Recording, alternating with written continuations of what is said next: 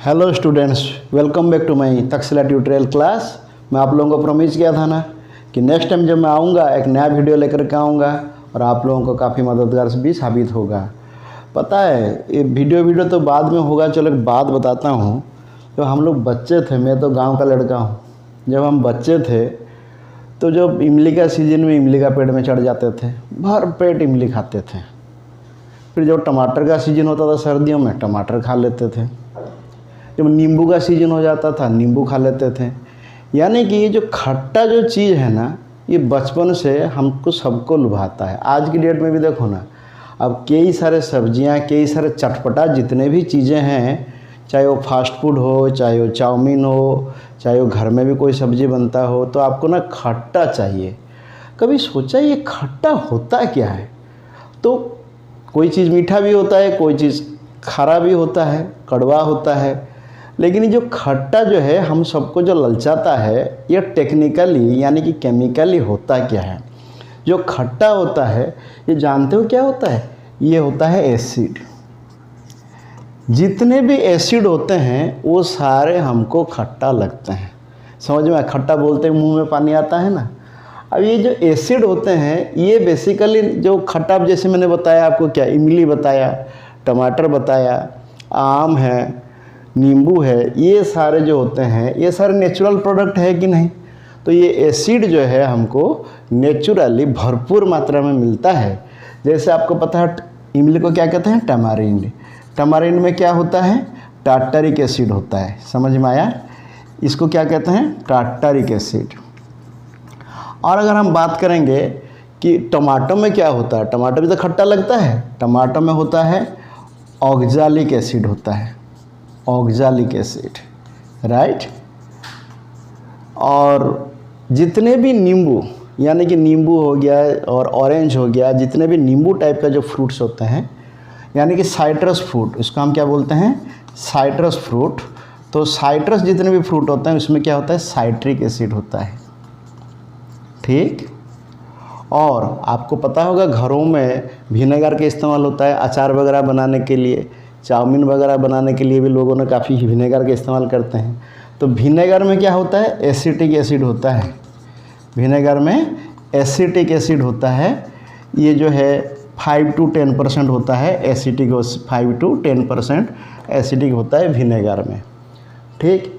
ये तो हो गया लगभग, ये जो है ये तीनों जो है प्लांट में मिलने वाला एसिड। इसके अलावा आपको पता है एनिमल की भी एसिड होते हैं। कई सारे इंसेक्ट्स होते हैं, कीड़े होते हैं जो हम लोगों को काटता है ना, काफ़ी दर्द होता है।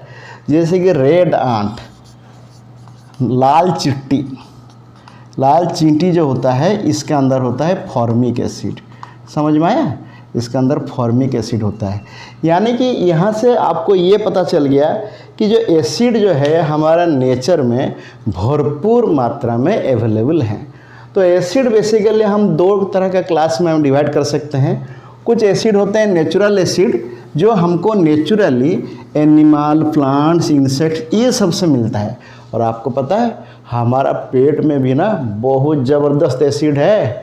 इसीलिए तो कोई जो लोग मछली वगैरह खाते हैं, जो कांटा वगैरह खा लेते हैं, वो घुल जाता है। मैं बताऊंगा बाद में। हमारे जो पेट में गैस्ट्रिक जूस है, स्टोमक के अंदर जो जूस है, बड़ा ज़बरदस्त एसिड है। तो उसका कई सारे कारण है क्यों एसिड है, वो कितना मदद करते हैं, ये तो आप लोगों ने लाइफ चैप्टर में पढ़ाई होगा, कि डाइजेशन चैप्टर में पढ़ाई होगा उसमें, तो उसके बारे में बाद में चर्चा करेंगे। अभी जो ये एसिड होता है, तो बेसिकली हम एसिड कैसे पता करेंगे कि हम सबको क्या चखते रहेंगे क्या खट्टा खट्टा लग रहा है कि नहीं? No my dear. तो एसिड के लिए ना कुछ इंडिकेटर हमारे पास होते हैं। समझ में आया? कुछ इंडिकेटर हमारे पास होते हैं। ये जो इंडिकेटर होते हैं, कुछ इंडिकेटर नेचुरल इंडिकेटर होते हैं, कुछ इंडिकेटर क्या होता है? नेचुरल इंडिकेटर होते हैं। तो सबसे जो फेमस है नेचुरल इंडिकेटर में वो कौन है? लिटमस। समझ में आया? लिटमस जो होता है एक नेचुरल इंडिकेटर है। तो लिटमस क्या होता है? लाइचन से बनता है। वो क्या करते हैं ना, लाइचन तो आप लोगों ने पढ़ा ही होगा, जो सिम्बायोटिक रिलेशन में बैक्टीरिया एंड फंजाई के साथ सिम्बायोटिक रिलेशन में पहाड़ों में, पेड़ों में होते हैं। तो लाइचन को जस्ट पानी में उसको घोल देते हैं और उसमें पेपर डिप कर देते हैं, red pepper and blue paper. तो उससे लिटमस पेपर बन जाता है। तो लिटमस का खासियत क्या है, अगर एसिड है, अगर कोई सॉल्यूशन एसिड है तो वो ब्लू लिटमस को रेड कर देगा, राइट। एंड उल्टा अगर बेस है, अगर बेस है ये रेड को ब्लू कर देगा। फिर देखा ना, बातों बातों में एक टर्म आ गया बेस। ये फिर बेस क्या है हम आगे चल करके इसी क्लास में आप लोगों को मैं बताने जा रहा हूँ। ये हो गया नेचुरली हमारे पास मिलने वाला लिटमस। इसके साथ और जानते हो क्या है, दूसरा है टर्मरिक यानी कि हल्दी, जो सबकी घर में हमारा हिंदुस्तान में रसोई में इस्तेमाल होता है। टर्मरिक जो होगा वो एसिड में कुछ भी कलर चेंज नहीं होगा, लेकिन अगर बेस होगा तो बेस में टर्मरिक का कलर क्या हो जाएगा, रेड हो जाएगा। ठीक, ये तो हो गया हमारा नेचुरल इंडिकेटर। इसके अलावा कुछ सिंथेटिक इंडिकेटर भी है। सिंथेटिक मतलब मैन मेड इंडिकेटर, उसको क्या कहते हैं, मिथाइल ऑरेंज। ठीक है, मिथाइल ऑरेंज जो होते हैं ये एक लिक्विड है, तो नाम इटसेल्फ ऑरेंज है तो ये ऑरेंज कलर का ही होता है। लेकिन अगर हम एसिड सॉल्यूशन में इसको डाल देंगे, मिथाइल ऑरेंज जो है ये रेड कलर का हो जाएगा। और उसको अगर बेस सॉल्यूशन में डाल देंगे तो इसका कलर क्या हो जाएगा, येलो हो जाएगा। अंडरस्टूड, ये होता है मिथाइल ऑरेंज। इसके अलावा कुछ ऑल्फैक्टरी इंडिकेटर भी होते हैं। ऑल्फैक्टरी इंडिकेटर समझ में नहीं आ रहा है ना माय डियर। ऑल्फैक्टरी जो है एक टेक्निकल टर्म और rather you can say it is a biological term. Olfactory indicator वो होते हैं जो स्मेल देते हैं। तो ऑल्फैक्टरी इंडिकेटर का बेस्ट एग्जाम्पल क्या है, ऑनियन, प्याज जो है ये ऑल्फैक्टरी इंडिकेटर है। तो इसमें क्या हो जाएगा, अगर एसिड में हम इसको डालेंगे तो इसका कोई चेंज नहीं होगा। तो इसका वही जो ऑनियन का स्मेल सेम टू सेम रहेगा। उसका जो ऑनियन का एक टिपिकल स्मेल है, तो एसिड में वो ऐसे ही स्मेल रहेगा, लेकिन बेस में क्या हो जाएगा, इसका स्मेल ख़त्म हो जाएगा। सिमिलरली और एक वेनिला एसेंस, जो वेनिला एसेंस होता है ये आपको पता है केक वगैरह में इस्तेमाल होता है, आइसक्रीम में होता है वेनिला आइसक्रीम। तो इसका भी सेम कहानी है। अगर एसिड में रहेगा वो कुछ नहीं होगा, सेम टू सेम सेंट रहेगा, लेकिन अगर बेस में हम वेनिला डाल देंगे तो उसका स्मेल ख़त्म हो जाएगा। इसको कहते हैं ऑल्फैक्टरी इंडिकेटर। अब देखो कितने तरह के इंडिकेटर हो गया। एक तो नेचुरल इंडिकेटर हो गया जो हमारा लिटमस एंड टर्मरिक है, एक मिथाइल ऑरेंज हो गया जो हमारा सिंथेटिक इंडिकेटर है, एंड ऑनियन एंड वेनिला क्या हो गया, ऑल्फैक्टरी इंडिकेटर। और भी जो क्लोव ऑयल होता है, लौंग का तेल, वो भी हमारा ऑल्फैक्टरी इंडिकेटर में आता है। उम्मीद करता हूँ यहाँ तक आप लोगों को समझ में आ गया होगा। अगर चैनल आप लोगों को अच्छा लग रहा है प्लीज़ इसको सब्सक्राइब कीजिए, लाइक कीजिए और नोटिफिकेशन बेल को दबाने में मत भूलिएगा, ताकि आगे जो मैं वीडियो डालूंगा आप लोगों को उसका खबर मिल जाए। हो सके कि मेरा वीडियो से आप लोगों को कुछ मदद मिल जाए। ठीक है, अब देखिए, अब एसिड हम बोलेंगे किसको, ये बड़ी बात है। एसिड तो हमने पता कर लिया कि ये खट्टा लगता है, वो इंडिकेट करता है। तो टेक्निकली हम एसिड किसको बोलेंगे, जो केमिकल या जो मटेरियल हमको H+ आयन और H3O+ आयन देगा उसी को हम एसिड बोलेंगे। अब बात आता है स्ट्रॉन्ग एसिड और वीक एसिड कौन है। जो जितने ज़्यादा मुझे H+ आयन देगा, यानी कि जैसे ही, अगर ये याद रहे, जो प्योर एसिड होता है वो कोई आयन नहीं देता है। ठीक है, मैं लिख देता हूँ, अगर एसिड प्योर है ये कोई भी आयन नहीं देगा। प्योर मतलब बिल्कुल एसिड, कॉन्सेंट्रेटेड एसिड जिसको हम कहते हैं। तो फिर आयन कब देगा, जब ये डाइल्यूट हो जाएगा।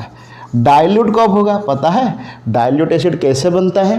देखिए, डाइल्यूट करने का मतलब क्या है, इसमें पानी डालना है।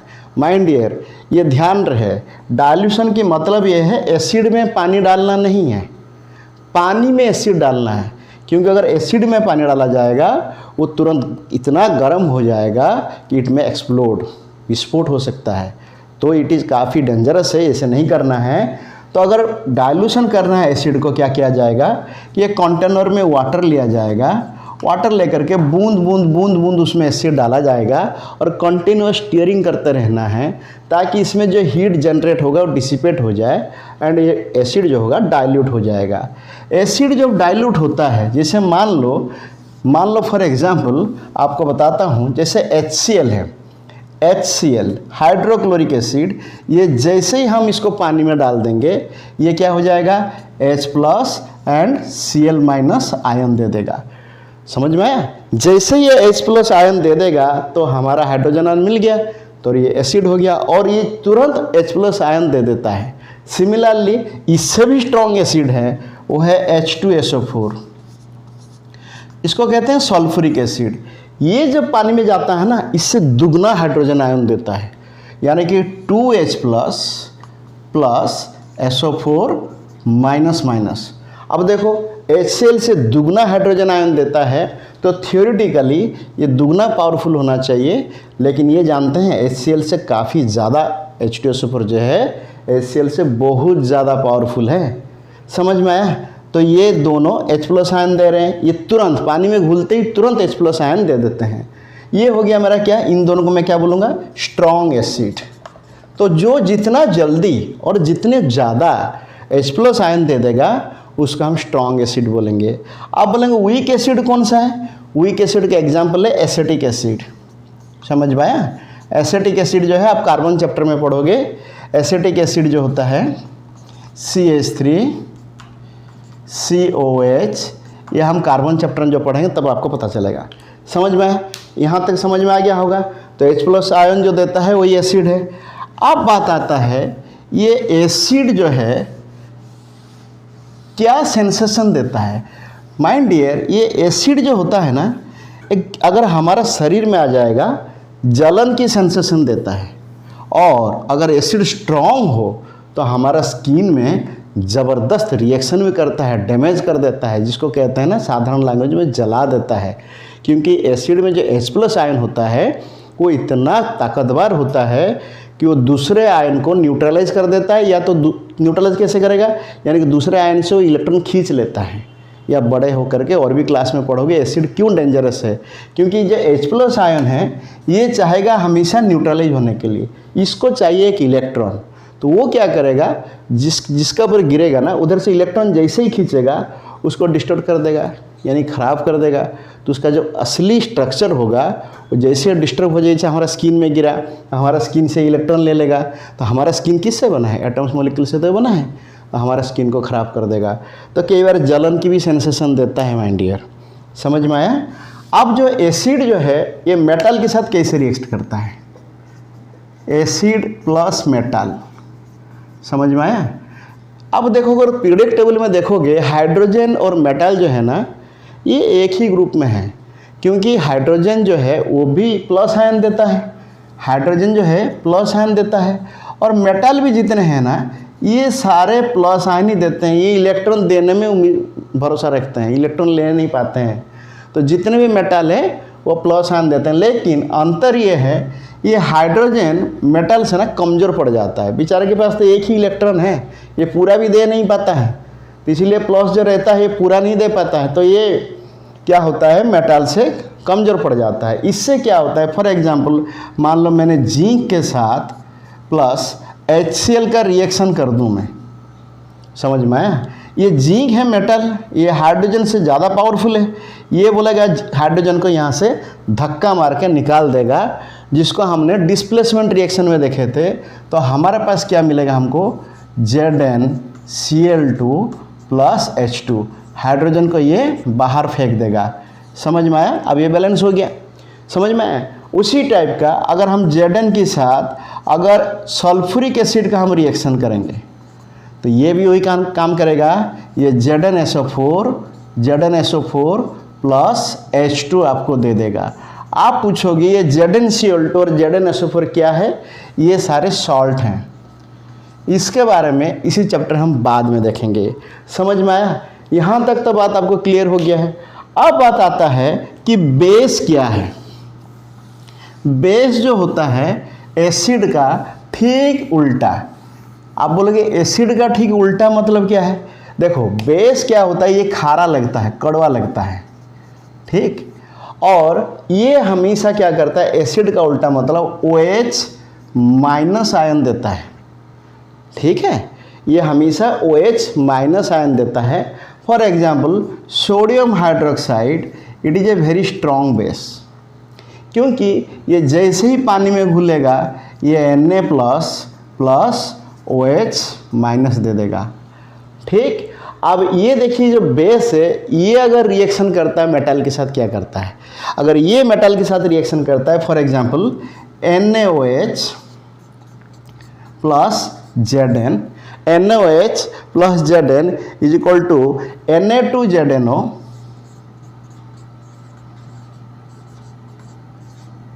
Plus H2।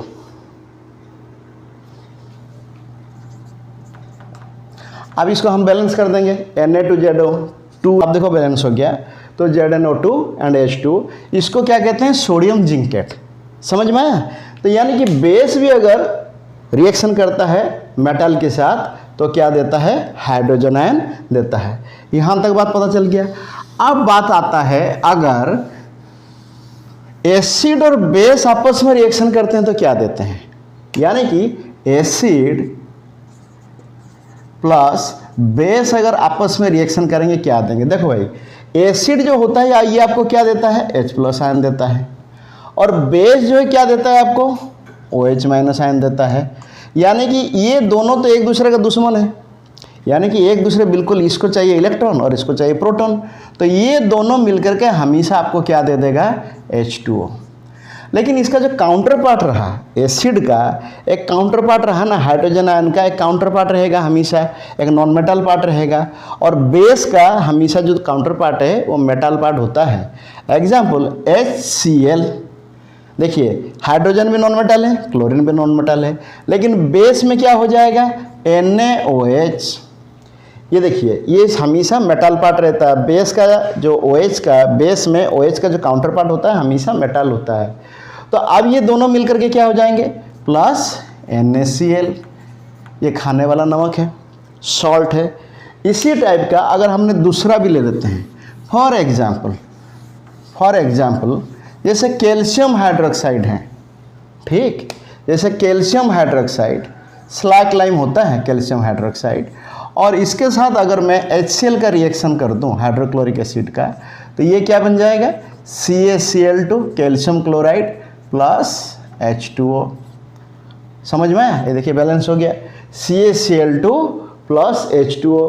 तो कैल्शियम क्लोराइड क्या है, ये भी एक सॉल्ट है, आपको पता है। ये कैल्शियम क्लोराइड जो अगर पानी में मौजूद होता है तो पानी को हार्ड वाटर बना देता है। यहाँ तक आपको उम्मीद pH।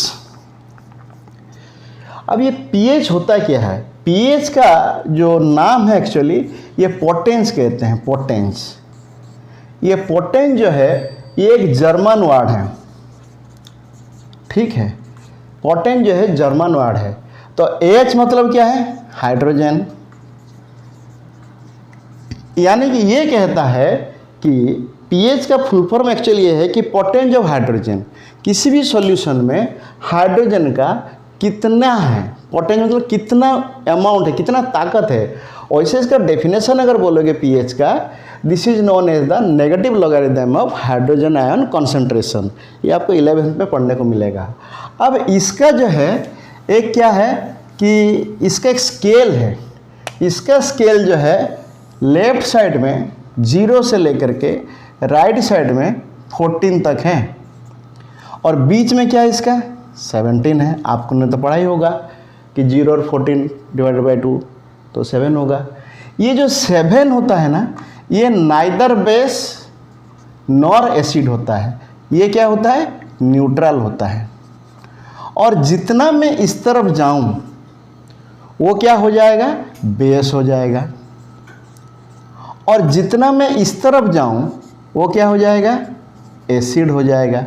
यानी कि इस तरफ 1 2 3 4 5 6 तक हम जा सकते हैं इस टाइप का, जैसे 1 2 3 4 5 6, और इस तरफ उस टाइप का हम जा सकते हैं 8 9 10 11 12 एंड 13। आपको पता है हमारा पेट में अभी बताया था ना थोड़ी देर पहले, हमारा पेट में जो गैस्ट्रिक जूस है उसका पीएच कितना है 1.2। अब देखो ये जो हमारा पीएच स्केल है, जितना मैं 7 से नीचे की तरफ आऊँ वो उतने ज़्यादा एसिडिक है, और 7 से जितना ऊपर की तरफ जाऊँ वो उतने ज़्यादा बेसिक है।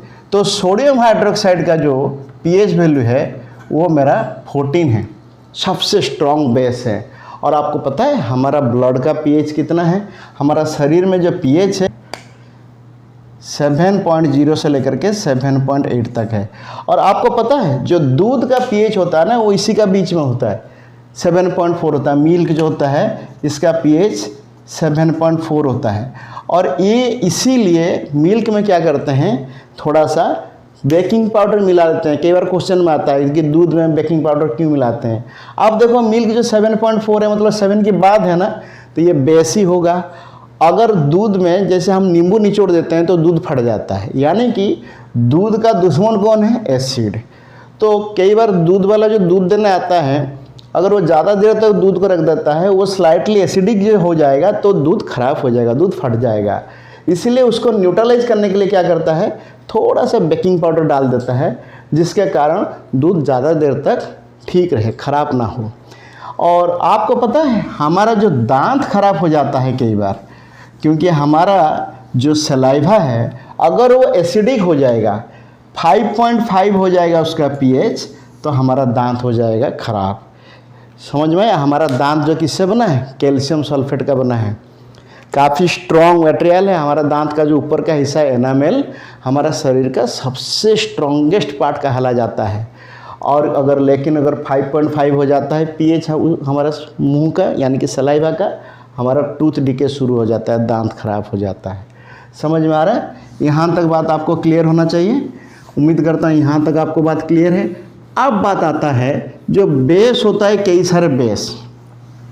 फॉर एग्जाम्पल पीएच क्या होगा, अब बताओ सॉल्ट का पीएच क्या होगा।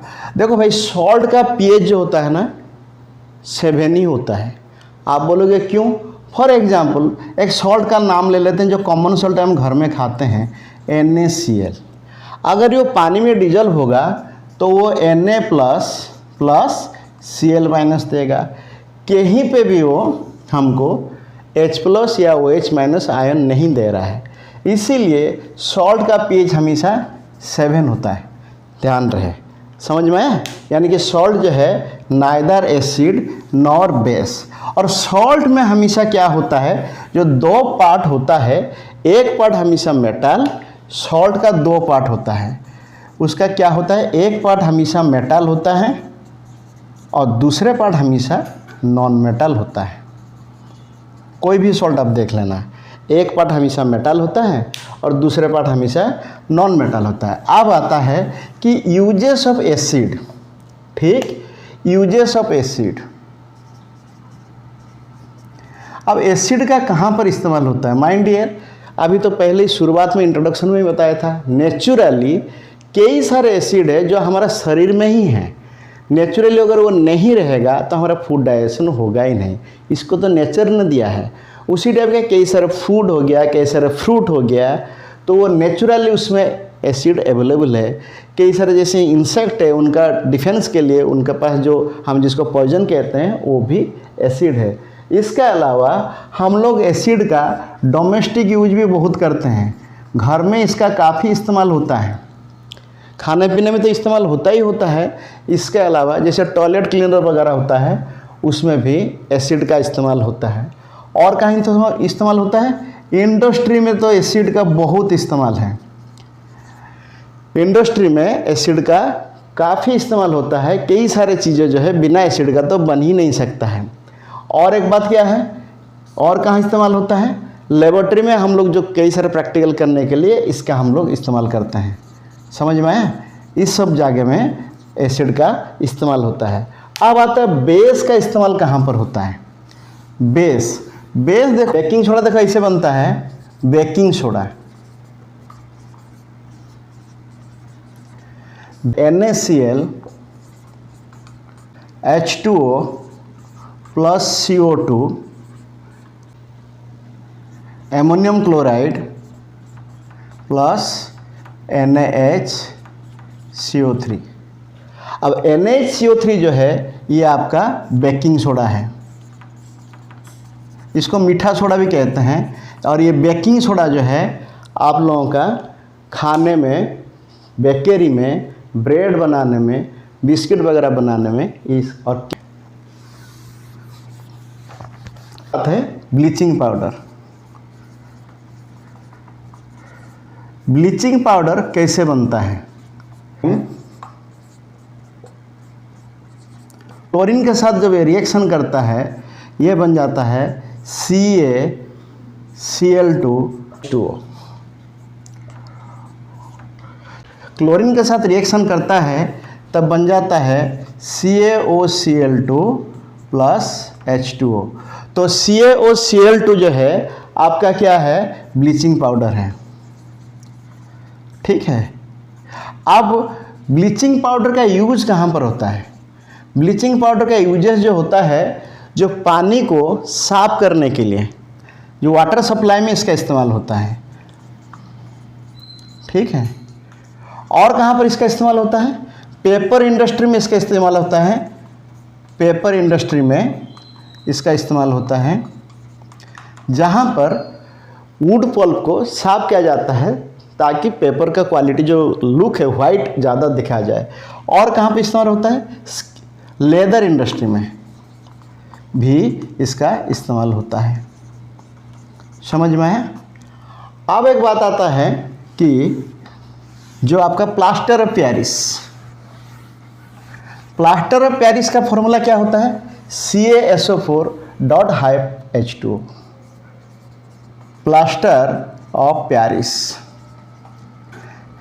ये क्या होता है? Calcium sulphate dot half H2O।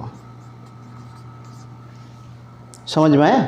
और प्लास्टर ऑफ पेरिस में हम अगर पानी मिला दें H2O तो ये क्या बन जाएगा? CaSO4.2H2O। यानी कि पानी कितना मिलाएंगे हम इसमें? 1.5 अगर पानी मिला देंगे तो .2H2O। ये प्लास्टर ऑफ पेरिस जो था ये अब क्या बन गया? जिप्सम बन गया। प्लास्टर ऑफ पेरिस का यूजेस कहाँ पर होता है? कई सारे जगह में इसका इस्तेमाल होता है। जैसे किसी का अगर फ्रैक्चर हो गया तो उसको प्लास्टर करने के लिए प्लास्टर ऑफ पेरिस का इस्तेमाल होता है। मूर्ति वगैरह बनाने के लिए भी इसका इस्तेमाल होता है। घरों में दीवार में कहीं पर छोटा मोटा क्रैक है तो उसके उस जगह में भी इसका इस्तेमाल होता है, जैसे लोग पुट्टी भी कहते हैं। ठीक है। उम्मीद करता हूँ आप लोगों को ये लेक्चर अच्छा लगा होगा। अगर अच्छा लगा है इसको लाइक कर दीजिए, सब्सक्राइब कीजिए और नोटिफिकेशन बेल को ऑन कर दीजिएगा ताकि नेक्स्ट वीडियो आप लोगों को जल्दी देखने को मिले। Thank you.